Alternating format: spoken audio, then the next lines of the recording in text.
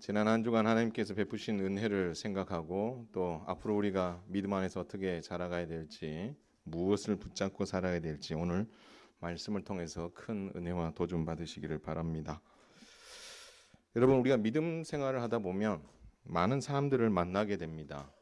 그 중에 이런 사람들이 있어요. 참 저 사람하고 있으면 배울 것이 많다. 그런 마음이 드는 성도들이 있습니다. 그러면 자꾸 가까이 하고 싶죠. 나이를 떠나서 연수, 신앙 생활에 했었던 그 연수를 떠나서 영성과 지성을 갖춘 품격 있는 언행들, 불평보다는 감사가, 그리고 높은 헌신도를 보여주기 때문에 우리가 존경하고 따르고 싶은 이들이 있을 수 있습니다. 또 그런 사람들은 우리 성경에도 참 많이 등장합니다. 그래서 우리는 성경 속에 나와 있는 인물들이나 우리가 함께 믿음 생활하는 이렇게 배울 것이 많은 성도들을 통해서 우리는 자라갈 수 있습니다. 그러나 또 한편으로 보면 우리 한 사람 한 사람은 참 연약한 사람들이기 때문에 또 한편으로는 위험성도 있을 수 있다라는 것입니다. 그렇기 때문에 자칫하면 우리가 종교적 열심에 빠질 수 있는 위험이 있을 수 있다. 그래서 바울은요, 이 종교적 열심에 빠지는 것이 얼마나 무서운지를 잘 알고 있어요.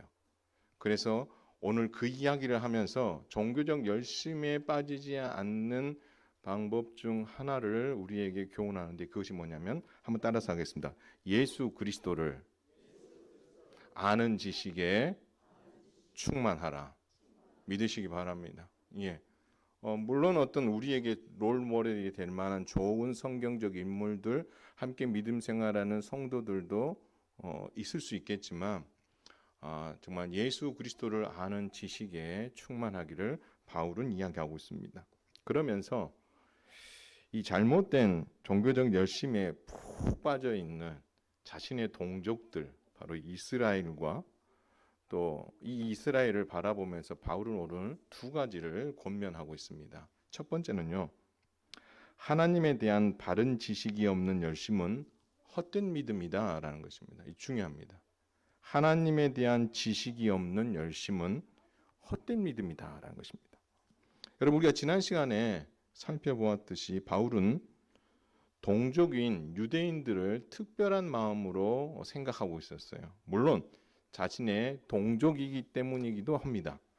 그러나 우리가 지난 시간에 살펴봤을 때 본질적으로 그는 예수님께서 승천하시면서 이 땅에 남겨주셨던 지상명령, 그레이트 커미션, 바로 모든 민족에 대한 마음이 우리 예수님께서 가지고 계셨기 때문에 바울도 그 마음을 품어 이방인의 사도로서 바로 유대인들까지도 마음에 품고 있었다라고 말하고 있는 것입니다.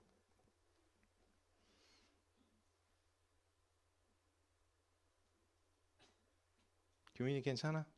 괜찮아? 신경 쓰지 마. 그런데요, 오늘 본문 10장 1절을 시작하면서 바울이 유대인을 향한 자기의 본심을 드러냅니다. 여러분, 처음 어떻게 시작하냐면 형제들아 라고 합니다. 이 형제들은 로마교입니다. 내 마음에 원하는 바가 있고 하나님께 간절히 구하는 바가 있는데 그게 바로 이스라엘이다 라고 이야기합니다. 그래서 그들이 예수님을 믿고 구원받았으면 좋겠다, 그렇게 이야기합니다.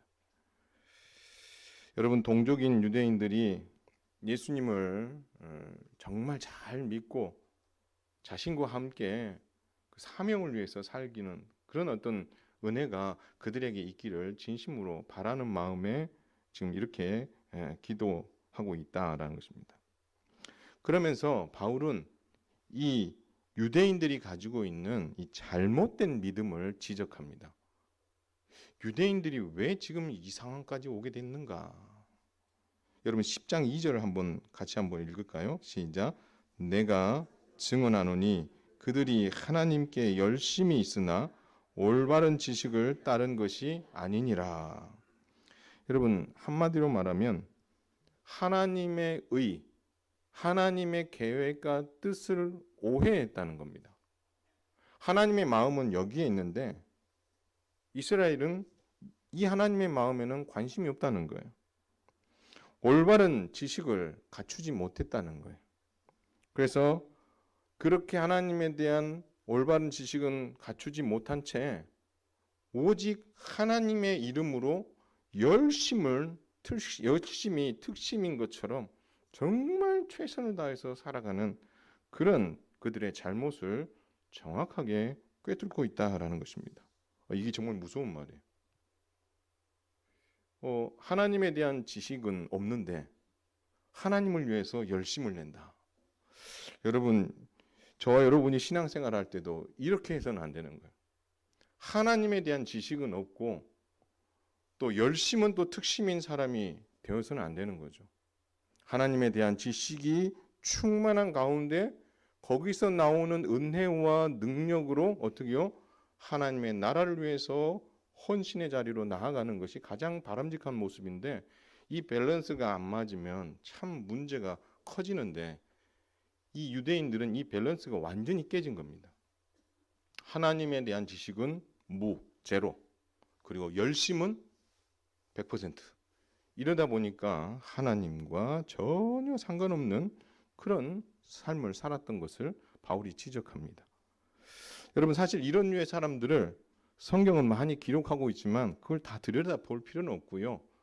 바울이 지금 염려하고 있는 유대인들, 그리고 그 유대인들의 대표적인 공동체인 산헤드린 공회만 봐도 충분히 이 말이 무슨 말인지를 알 수가 있습니다. 여러분, 그들의 현 주소를 로마서 3장 10절은 이렇게 이야기합니다.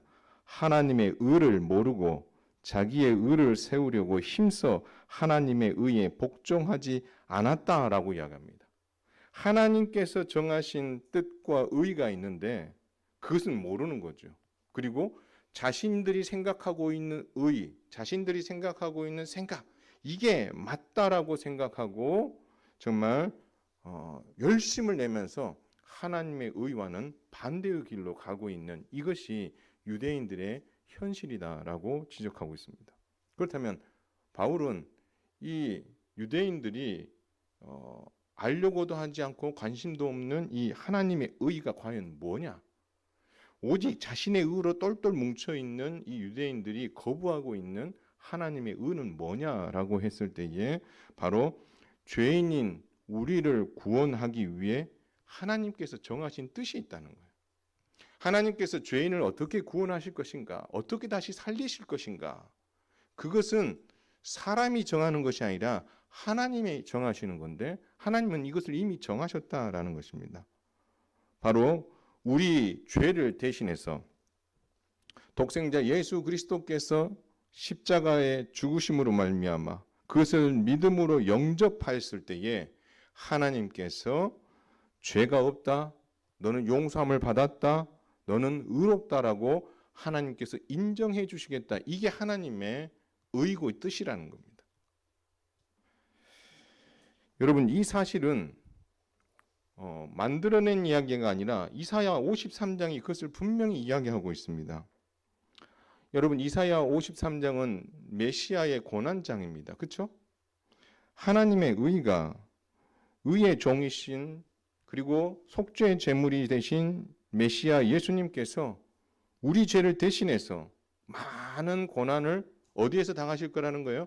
십자가에서 겪게 될 것이고 그 십자가에서 결국 죽으실 것이라는 거예요.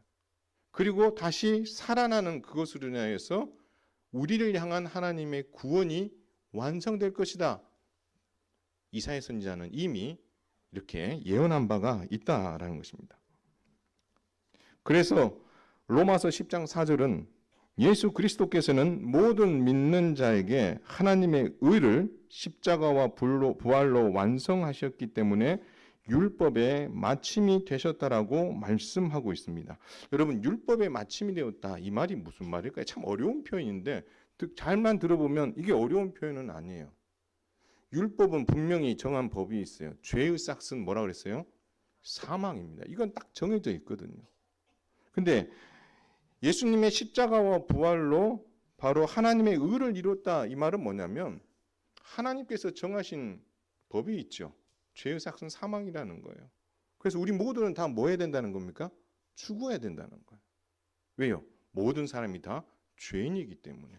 그런데 이 우리가 죽어야 될 이 일을 누가 대신하셨다는 거예요? 아들 예수 그리스도께서. 유일하게 그것을 대신할 수 있는 자격이 있는 독생자 예수 그리스도께서 십자가에서 죄에 대한 벌, 그 저주를 다 어떻게요? 당하시면서 죽으신 거죠. 그러므로 말미암아 율법이 죄의 삭은 사망이라고 했는데 예수님께서 십자가에서 잠깐 기절하셨다가 다시 살아나신 게 아니고 예수님께서 죽으신 거죠. 왜요? 죄의 삭은 사망이라는 그 율법을 어떻게 해요? 누가 정하셨어요? 하나님이 정하셨거든요. 그래서 정하신 그것을 독생자 예수 그리스도에게 대신 그것을 감당하게 하셔서 십자가에 죽으신 거예요. 그렇기 때문에 율법의 마침이 된다라는 말은 예수 그리스도를 믿는 자들에게는 율법이 말한 이 법이 적용되지 않는다 그 말인 거예요. 죄의 삭은 사망인데 예수 그리스도 안에 있는 자들은 사망 권세를 이긴 줄 믿으시길 바랍니다.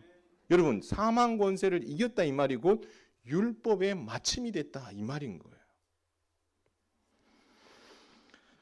그런데 중요한 것은 바울의 동족인 이 유대인들은 이런 하나님의 의를 따르지 않는다라는 겁니다. 하나님께서는 이 백성들을 구원하시기 위해 뜻을 정하셨는데 아까 말씀드렸던 이 뜻을 이사야 선지자를 통해서 충분히 말씀해 주셨는데 바울의 동족이었던 유대인들은 그것을 들으려고 하지 않았다라는 것입니다. 따르지 않았다는 거예요.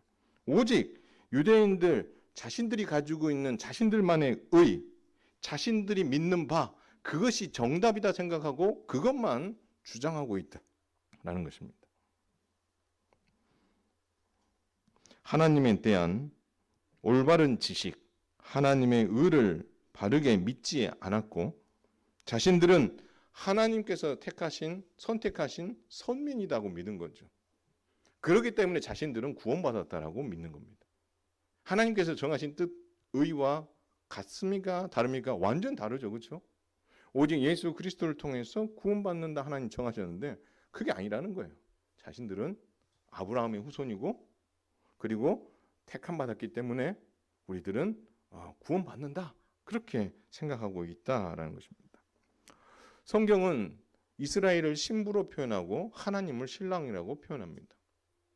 신랑과 신부의 관계인 이 하나님과 이스라엘 백성들 사이의 관계가 한 몸이고 부부인데도 불구하고 남편이 뭘 생각하고 있는지 남편의 뜻이 무엇인지 전혀 헤아리지 못하고 있는 그런 안타까운 모습을 보여주는 거죠. 그렇기 때문에 유대인들이 했던 가장 심각한 죄가 무엇입니까?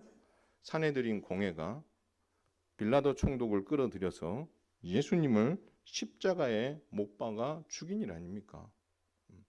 그 일을 할 수 있었던 것이 바로 그들이 가지고 있었던 선민사상, 그것이 바탕이 되었고 그것이 그들의 의였고 또 예수님께서는 주를 믿음으로 말미암아 구원받는다고 전한 그 예수님의 그 가르침을 철저하게 배격하고 자신들이 믿는 의와 다르기 때문에 어떻게 해서든지 예수를 죽여 그가 주장한 그 모든 것들이 아무 효력이 없도록 만들어버리는 그러한 일에 힘을 썼던 것을 볼 수 있는 거죠.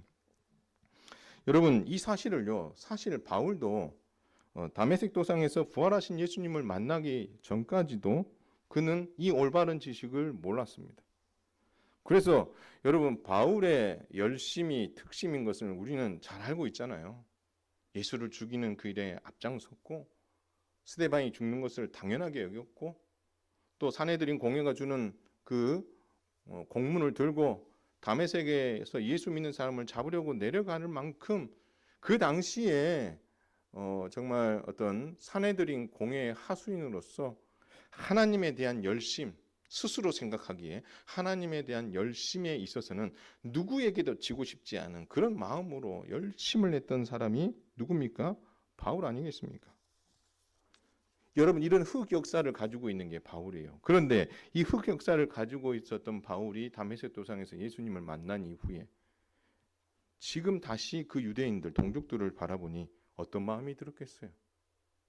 하나님에 대한 지식이 없고, 더 나아가서 하나님께서 자기 백성을 구원하시고자 하신 뜻에 대해서 오해하고 있는 이 모습들을 보니 얼마나 가슴이 아프겠어요.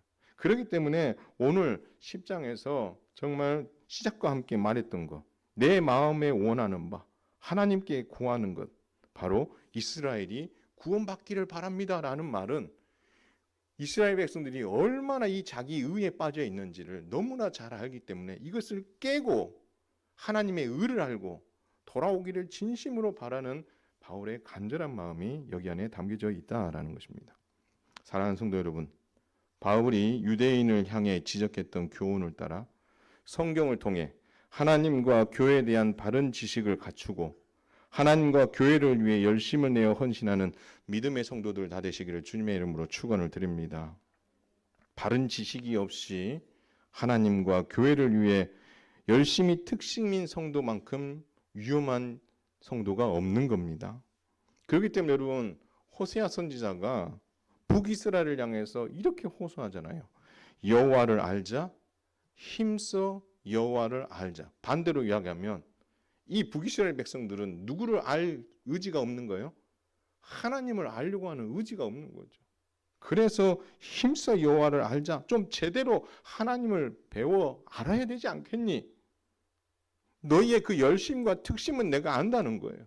근데 잘못된 열심과 특심을 바로 잡으려면 하나님을 알아야 된다. 호세아 선지자가 그렇게 어떻게요? 간절하게 그들을 향해서 호소하고 있는 거죠. 우리는 하나님의 의를 믿고 따르기에 예수님을 믿게 된 줄 믿으시길 바랍니다. 그렇다면 여러분은 여러분의 신앙생활을 한번 돌아볼 때에 나는 하나님과 교회에 대한 바른 지식을 가지고 헌신하고 있는지 한번 돌아볼 필요가 있다라는 것입니다.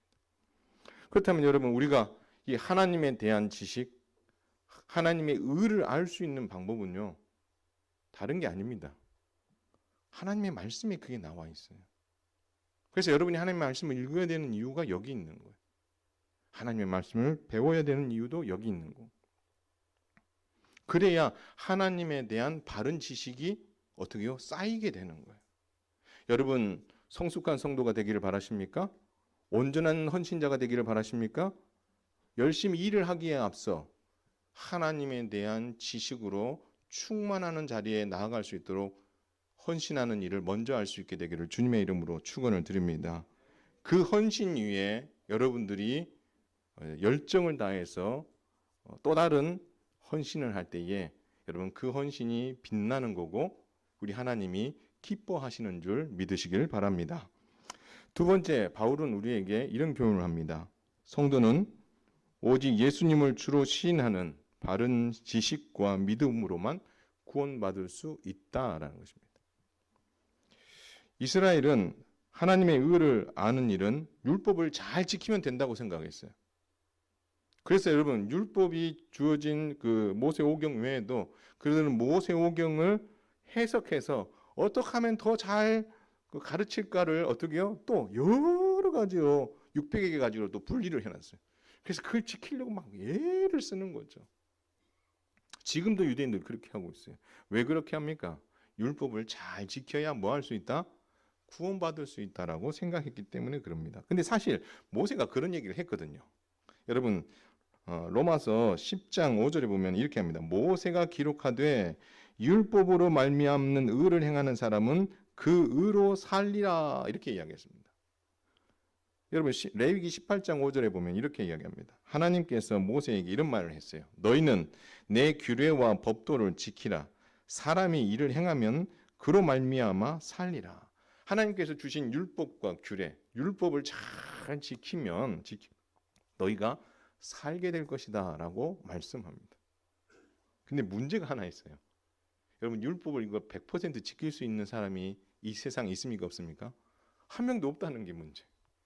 단 한 명도 100% 율법과 계명을 지킬 수 없다는 거예요. 그렇기 때문에 바울은 갈라디아서 3장 11절에서 의인은 믿음으로 말미암아 산다라고 이야기했었던 이유는 다른 게 아니라 바로 우리가 율법을 100% 지켜서 구원에 이를 만한 사람이 이 땅 가운데 단 한 명도 없는데 하나님께서는 오직 믿음으로 의인될 수 있다. 그렇게 말씀해 주셨음을 바울은 강조했던 것입니다. 율법을 단 한 가지라도 지키지 못하면 우리는 율법에 따라 벌을 받게 됩니다. 그래서 행위를 통해 구원받을 만한 사람은 이 세상에 단 한 명도 없는 이유가 여기 있는 거예요. 그래서 여러분 이것을 야고보 사도가 이렇게 경고합니다. 야고보서 2장 10절인데요. 제가 읽어드리겠습니다. 누구든지 온 율법을 지키다가 그 하나를 범하면 모두 범한 자가 되느니라. 그러니까 내가 1000가지가 있는데 999개를 율법을 잘 지켰는데 한 가지를 지키지 않으면 율법을 지키지 않은 율법을 범한 자가 된다라고 말씀하고 있는 거예요. 그렇기 때문에 율법을 지킴으로 인해서 구원에 이를 사람은 단 한 명도 없다라는 것입니다. 그래서 예수님을 믿음으로 구원받는다는 하나님의 의가 우리에게 은혜인 것은 바로 이 이유 때문에 그럽니다. 만약에 율법을 100% 지켜야 구원받을 수 있다라는 것이 지금도 계속해서 효력을 발휘한다면 여러분 저와 여러분 구원받을 자가 단 한 명도 없습니다. 그래서 하나님께서 정하신 의가 무엇입니까? 예수 그리스도를 믿음으로 구원받는다는 의를 하나님께서 이미 구약 성경에 정해 놓으신 거죠. 근데 그것을 유대인들은 어떻게 해요? 거부하는 거예요. 여러분 바울은 말합니다. 여러분 신명기 30장 11절에서 14절을 제가 찬찬히 읽으면서 설명해 드릴 테니까 한번 들어보시기 바랍니다. 내가 오늘 내게 명령한 이 명령은 내게 어려운 것도 아니요 먼 것도 아니다. 율법을 주시면서 이렇게 말씀하셨어요. 그래서 12절에 이렇게 이야기합니다. 하늘에 있는 것이 아니니 내가 이르기를 누가 우리를 위하여 하늘에 올라가 그의 명령을 우리에게로 가지고 와서 우리에게 들려 행하게 하랴 할 것이 아니라. 율법이 하늘에 있어서 누군가 올라가가지고 그걸 배워와가지고 내려와서 이 생들을 가리키는 그게 아니라는 거예요. 바다에 있는 것이 아니니 내가 이르기를 누가 우리를 위하여 바다를 건너가서 그의 명령을 우리에게로 가져와서 우리에게 들려 행하게 하랴 할 것도 아니다. 이 말은 율법이 바다 건너 저 먼 데 있어서 그것을 누군가가 가서 건져 와가지고 우리에게 들려줄 그런 류의 가르침이 아니라는 거예요. 중요한 말씀을 여기서 합니다. 오직 그 말씀이 내게 매우 가까워서 내 입에 있으며 내 마음에 있은즉 내가 이를 행할 수 있느니라. 율법을 너 옆에 두었다는 거예요. 마음에 입에 담아서 그것을 지켜야 된다라고 주님은 우리에게 말씀하고 있다라는 것입니다. 여러분 이 사실을 바울은 오늘 오해하고 있는 유대인들의 삶과 연관시켜서 말합니다. 우리가 하나님의 의를 따라 예수님을 믿음으로 구원받는 것은 어려운 일이 아니다라고 말합니다. 마치 아까 율법을 지키기 위해서 막 하늘을 올라가야 되고 바다를 건너가서 그것을 가져와가지고 우리가 정말 교육받고 그것으로 인해서 구원받는 그런 어려운 것이 아니라 우리의 입과 우리의 마음에 두셨다라고 말씀하셨거든요. 근데 그 이야기를 오늘 로마서 10장 6, 7절에 연관지어 말합니다. 여러분 이건 한번 읽어야 됩니다. 읽겠습니다. 시작. 믿음으로 말미암는 의는 이같이 말하되 내 마음에 누가 하늘에 올라가겠느냐 하지 말라 하니 올라가겠느냐 함은 그리스도를 모셔 내리려는 것이요 혹은 누가 무저갱에 내려가겠느냐 하지 말라 하니 내려가겠느냐 함은 그리스도를 죽은 자 가운데서 모셔 올리려는 것이니라. 여러분 우리가 우리의 구원을 위해서 하늘에 올라가서 예수님을 모셔 내려올 이유가 없다는 거예요. 그리고 우리가 우리의 구원을 위해서 무저갱에 내려가서 죽어있는 그분을 다시 어떻게요? 끌어올릴 이유가 없다는 거예요. 왜 그렇게 할 노력을 할 필요가 없는 거예요? 예. 예수님께서 이미 그것을 다 이루셨기 때문이기도 하지만 그 답을 10장 8절이 말합니다. 그러면 무엇을 말하느냐? 말씀이 내게 가까워 내 입에 있으며 내 마음에 있다 하였으니 곧 우리가 전파하는 믿음의 말씀이니라. 우리가 예수님 우리의 구원을 위해서 하늘에 올라가고 예수님 내려와 주세요 하고 예수님을 모셔 내려올 일도 없고 십자가에 죽으신 그 예수님에게 찾아가서 예수님 우리를 위해서 살아나 주시라고 그분을 어떻게 다시 끌어올릴 이유도 없다는 거예요. 예수님은 십자가에서 죽으시고 부활하셔서 우리의 구원을 완성하셨고 그 완성한 믿음의 말씀이 우리의 입과 우리의 마음에 가까이에 지금 있다라고 말씀하고 있어요. 우리 가까이에 전파하는 그 말씀이 있다는 것입니다. 우리의 구원의 길이 가까이에 있는 이 믿음의 말씀이라는 것이라고 말하는데 그러면 이 믿음의 말씀이 뭐냐? 바로 10장 9절과 10절입니다. 이걸 함께 읽겠습니다. 시작. 내가 만일 내 입으로 예수를 주로 시인하며 또 하나님께서 그를 죽은 자 가운데서 살리신 것을 내 마음에 믿으면 구원을 받으리라. 사람이 마음으로 믿어 의에 이르고 입으로 시인하여 구원에 이르느니라. 할렐루야. 예, 어려운 게 아니라는 거예요. 어려운 게 아니에요. 우리가 그분을 모셔 내려오고 다시 들어 올릴 이유가 없이 그분이 완성하셨던 그 메시지가 우리 가까이에 있다는 거예요. 그래서 내 입으로 그 예수를 시인하고 하나님께서 그를 죽은 자 가운데에서 살리셨다는 것을 그 마음에 믿으면 구원을 받는다는 거예요. 사람들은 이것이 너무 쉽기 때문에 그게 왜 가능하지라고 이야기하지만 하나님께서는 우리를 구원하는 일들을 어렵게 만들어 놓으신 게 아니라 바로 이 예수 그리스도를 입으로 시인하고 믿으면 구원에 이르게 해주시겠다. 하나님께서 뜻을 그렇게 정하셨다라고 말씀하고 있는 것입니다. 여러분, 이 예수님의 이 가르침, 하나님께서 이렇게 바울을 통해서 가르친 이 가르침이 가능한 이유는 바로 예수님께서 십자가를 통해서 그 모든 것을 다 완성하셨기 때문에 가능하다라는 것입니다.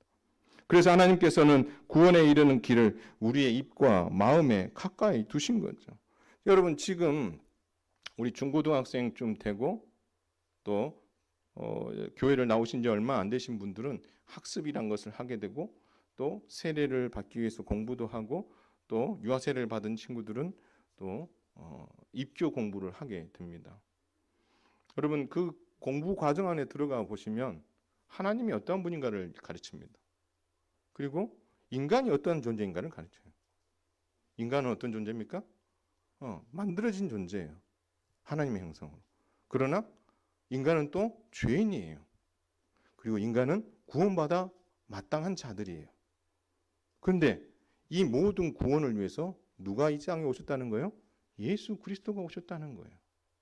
그래서 예수님께서 우리를 위해서 하신 일이 뭐냐? 바로 십자가에서 죽으시고 부활하신 이 사건이다.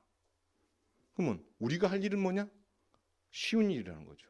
바로 이 예수 그리스도를 주로 고백하고 예수님을 마음에 모시는 것.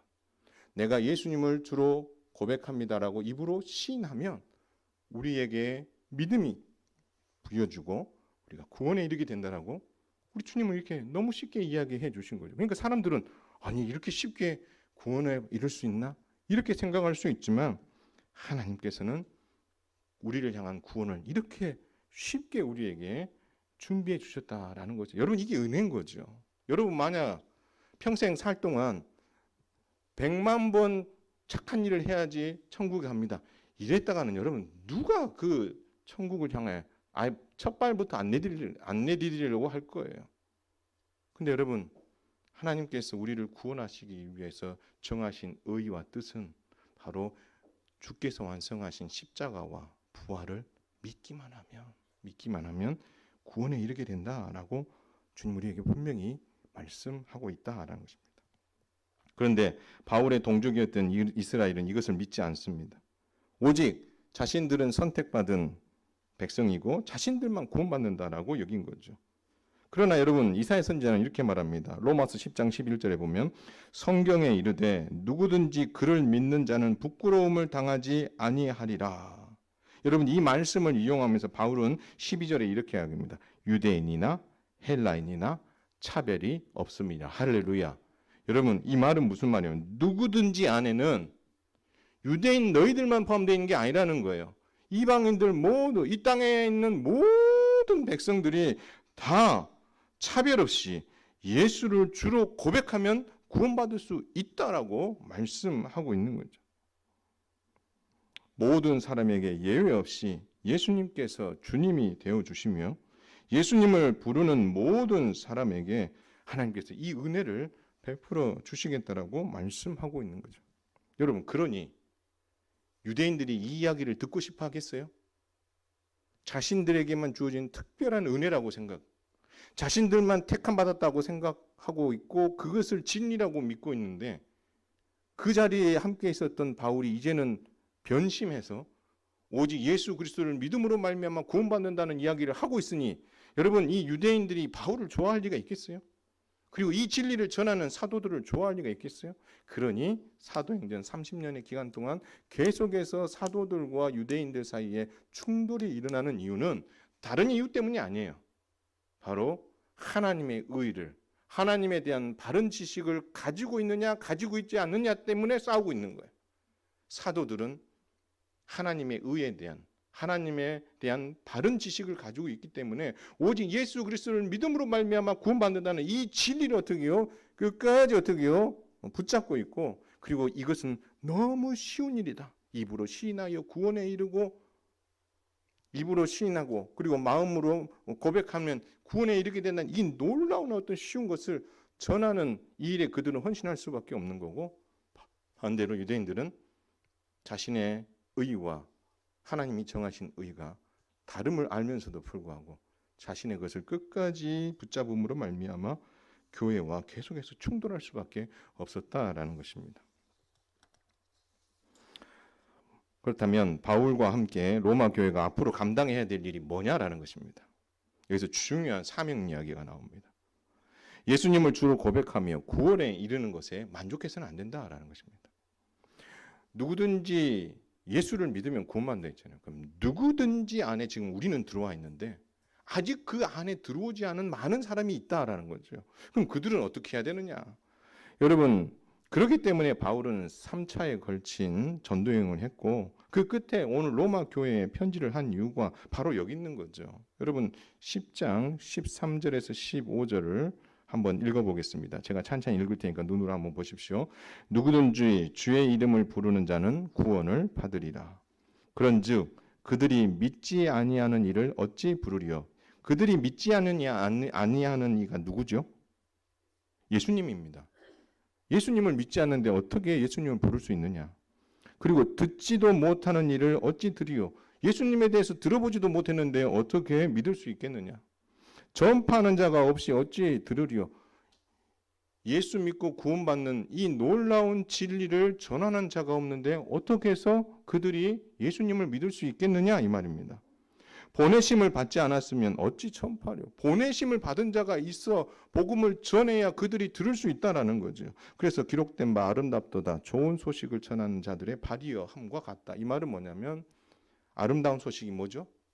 좋은 소식이 뭐죠? 복음 아닙니까? 바울이 지금까지 이야기해 왔었던 자기 의가 아니라 하나님의 의를 따라 예수님의 십자가와 부활을 믿는 그 믿음으로 구원받는 이 의를, 이 좋은 소식을 전하는 것. 결국 바울이 로마 교회에 하고 싶은 일은 전파하는 자가 없이 들을 수 없기에 로마 교회와 함께 이 사명을 감당하자라고 말하고 있는 것입니다. 또한 복음을 들을 기회를 유대인들에게도 주자라고 외치고 있다라는 것입니다. 사랑하는 성도 여러분, 예수님의 이름에 능력이 있는 줄 믿으시길 바랍니다. 오직 예수 그리스도의 이름에만 능력이 있습니다. 어떤 능력입니까? 예수님을 주로 고백하는 자를 구원에 이르게 하는 능력이 있는 줄 믿으시길 바랍니다.